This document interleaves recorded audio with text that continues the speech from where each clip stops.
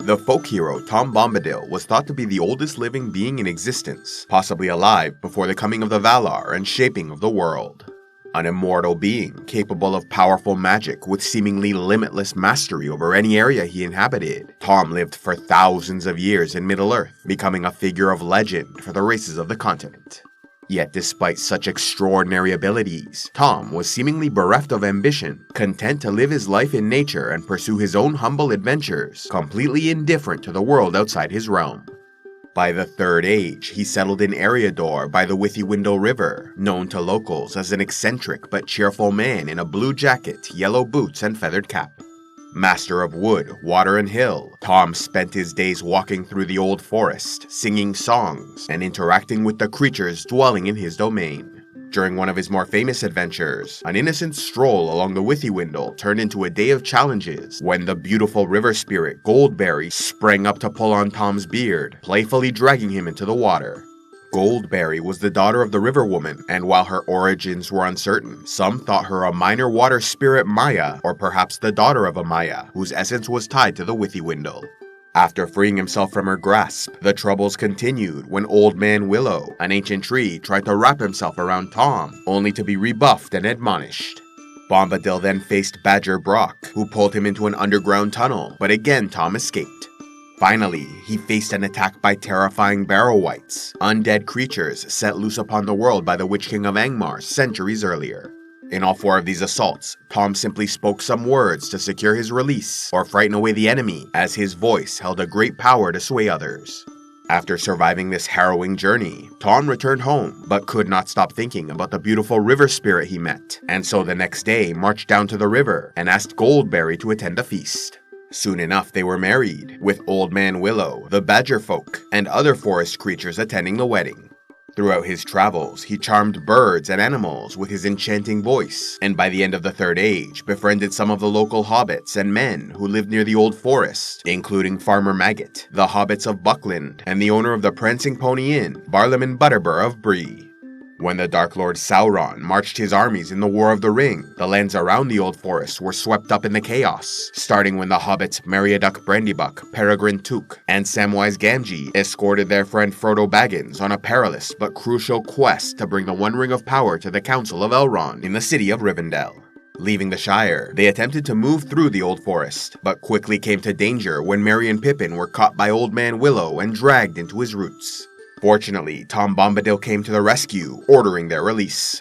Greeting them with a cheery smile, he brought them home to meet his wife and partake in a feast. Frodo found himself completely at ease around his host, to the point where Tom asked to see the One Ring of Power, and it was given without hesitation. Created by Sauron and imbued with part of his spirit, the ring was enormously powerful, able to corrupt the mind of everyone it touched. Frodo, like his uncle Bilbo, the previous ring-bearer, could be trusted with the ring because they were especially humble and good-natured, thereby slowing the corruption upon them. But Tom was not affected in any way, tossing it in the air and making it momentarily disappear, treating the Ring of Power like a minor curiosity before handing it back to the Hobbit. After 2 days of merriment, Frodo and his companions bid farewell and continued their journey east, only to once again face danger when attacked by Barrow-wights. Yet as they were still within the realm of Tom Bombadil, he soon arrived to lend them aid and escorted them to the edge of the forest. Among the treasures found after defeating the Barrow-wights, Tom took a pretty hair brooch for his wife, along with 4 rare and valuable Westernest daggers he gifted to the hobbits. These weapons were specially forged by the Dunedain of Arnor many centuries earlier to fight and kill their enemy, the Witch King of Angmar. This act of kindness went on to have enormous consequences for the entire continent, as Meriadoc Brandybuck used his dagger in the Battle of the Pelennor Fields to stab and help kill the Witch King, who served as lieutenant for the Dark Lord Sauron.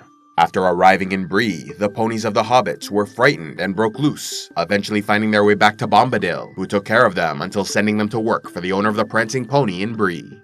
When Frodo and the others arrived in Rivendell for the meeting, Tom was briefly considered as a possible ring-bearer, but the wizard Gandalf spoke against it, as Bombadil was unlikely to appreciate the magnitude of this responsibility and might forget about or lose the ring without concern.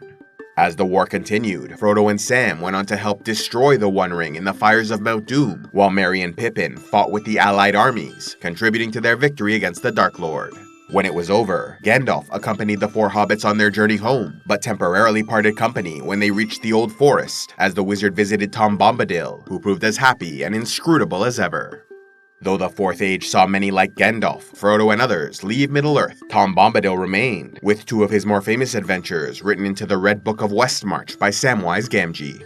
Over the years, many theorized about who or what this mysterious man truly was, with some believing him a physical manifestation of Arda, allowing him to manipulate nature.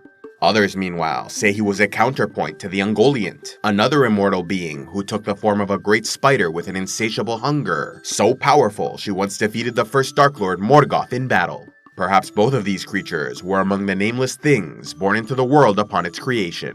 Elsewise, they may have been born as an intended or unintended consequence of the War of Sound during the Ainulindale, the great song which inspired the creation of the world.